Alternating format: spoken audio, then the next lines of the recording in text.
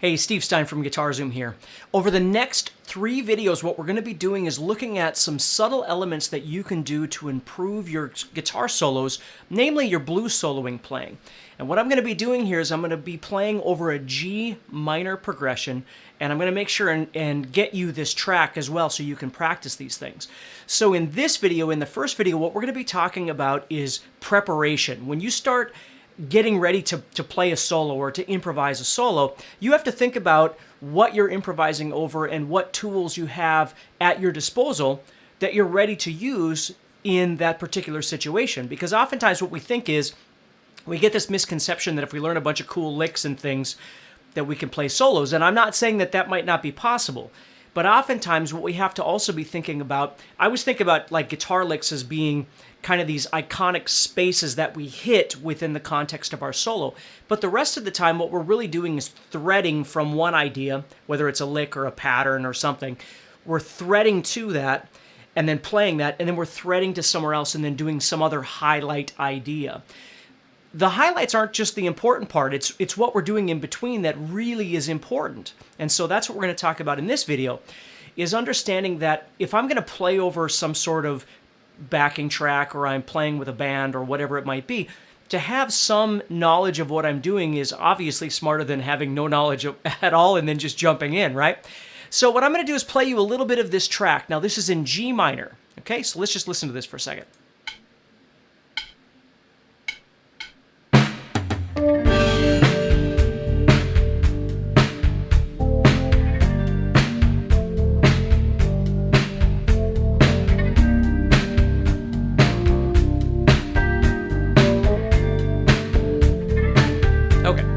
So, again, we're not going to spend a lot of time with that because I don't want to bore you with this whole thing. And you're going to get all of this information in far more detail in my guitar course, Play Blues Guitar Solos Made Easy, where we're going to go into all this stuff much more in depth, obviously. But I still want you to walk away from this video with something that you can really use in your playing. So, as I'm listening to this, what I'm aware of is the fact that this particular blues progression, is in G minor, which is significantly different than being in G major in terms of the scale choices that I've got, some of the notes I want to emphasize, things like that.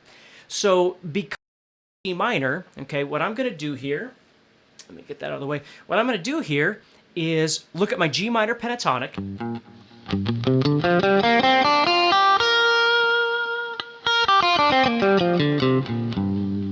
Now I also want you to notice that I'm using my Ibanez, and of course it has my EMGs in there that I normally use. And a lot of people wouldn't consider this like a blues guitar, and that's why I'm using it, along with my Hughes and Kettner here. Because the tone has to come from your ability of being able to control your gear, right? Setting up your tone with your amp, setting up the tone with your volume control and your tone control and the way that you're going to approach. So the reason I'm using this is because I want to show you that it doesn't just need to be heavy. Like, I can approach this. What I usually do is I take my volume down a little bit. And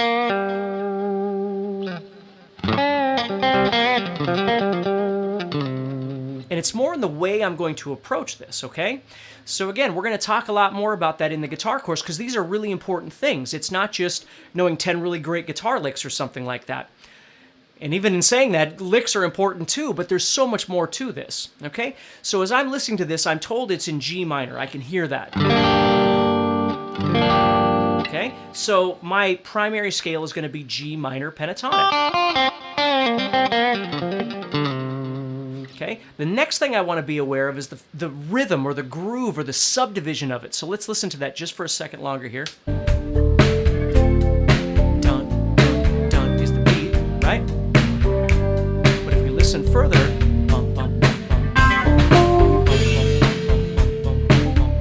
I could double that,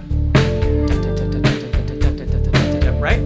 So those are the levels of my playing field, so to speak, that I can work on when I go to solo over this.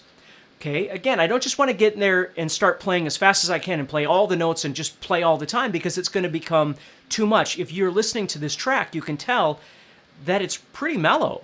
So I don't want to come out with massive amounts of gain and just hammering over the top of this. I might build into something like that, right? Later in the song, add even more energy to it. But to begin with, I just want to make a connection to it.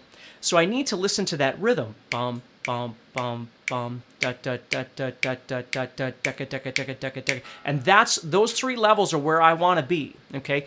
My playing field, so to speak. So as this starts, if I don't even think about notes to emphasize and all that, because we have 2 more videos we're going to be talking more about this with, okay? But if I'm looking up here, if I look away from the camera, it's because I'm looking at my music player up there. So as I start, I know I've got these 3 things I can use.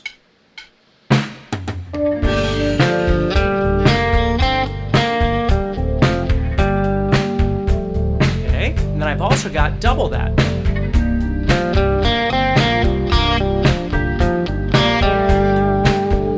And I've got double that.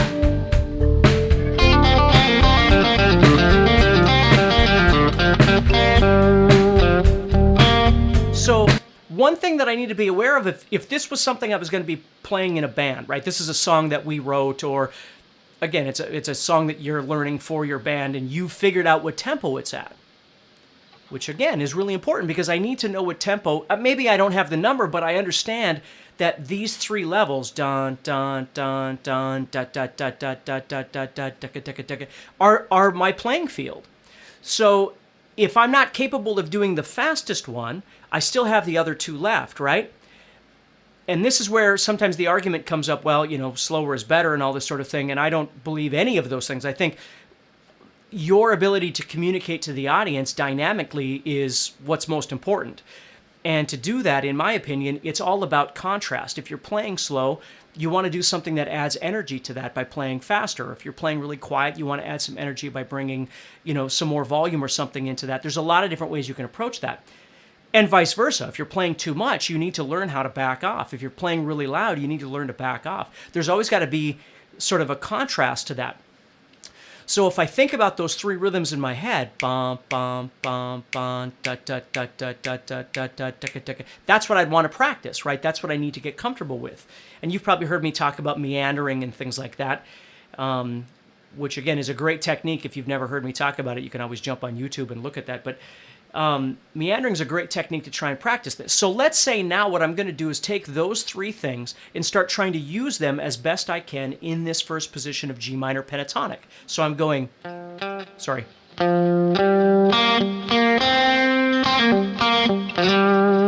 Okay, so as I'm playing now, I'm thinking about combining those 3 different elements together. And then what I'm going to do is I'm going to start trying to break those into phrases by actually either pausing on a note, which most of us do quite well, or physically stop playing, which many of us don't do very well. And if you think about it, for me, pausing on a note is like a comma in a sentence. You're not done. It's just you're taking a little bit of a break, but the story is still continuing. Where a period in a story, if you're writing something down and you put a period in there, you're done. Like that sentence is over. So there's a big difference between playing something and going, because I paused on it, but I didn't give the listener an actual ability of hearing something end to start up again. So if I was to play,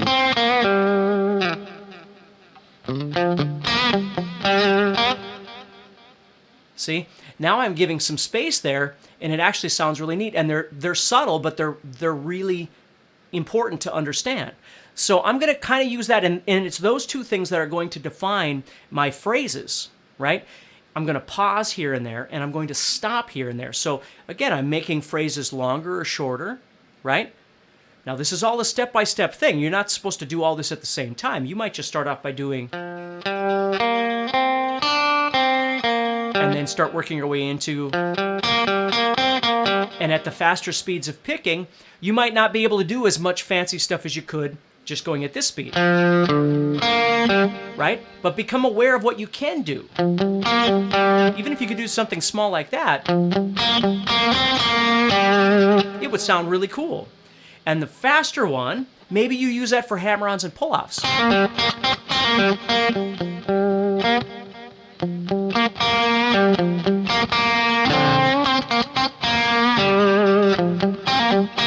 See what I mean? I'm really only using 2 strings at this point, and I'm trying to use my slowest speed my middle speed, and my faster speed, right? Those three. Those playing fields, if you will. And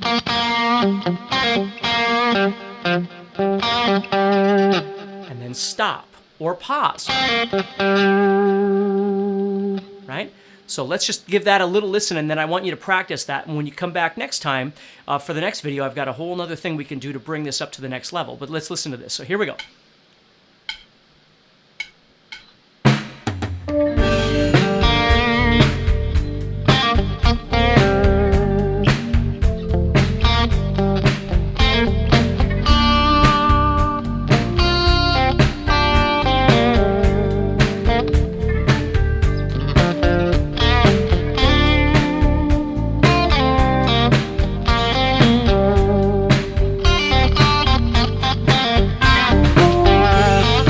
See what I mean?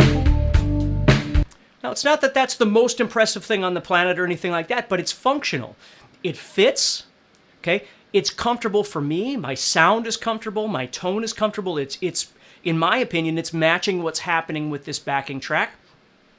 I know what scale I'm supposed to be using here with G minor pentatonic. I figured out my playing field with these 3 different rhythms that I've got. I'm thinking about phrasing by either pausing or stopping. All of these things are happening, and I haven't even done anything fancy, right? I haven't added some fancy lick or some speed thing or whatever. So I want you to think about all of these different things that are happening in just a very short amount of time. And please, if you're interested, check out my new guitar course, Play Blues Guitar Solos Made Easy, okay? Because it goes into all this stuff in depth and kind of gets you to think less about the importance of guitar licks and scales. And don't get me wrong, we talk about licks and scales in the course. They're important. But for me, they're kind of further up the food chain. If we're just studying guitar scales and guitar licks, we're missing out on this thread that combines all these pieces together, right? It's like a roadmap to me.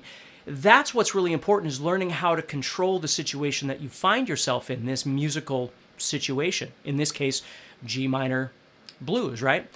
So think about that a little bit and study these a little bit, and hopefully this will help you a little bit. And please make sure that you check out Blues Guitar Solos Made Easy, and I'll see you in the next video, okay?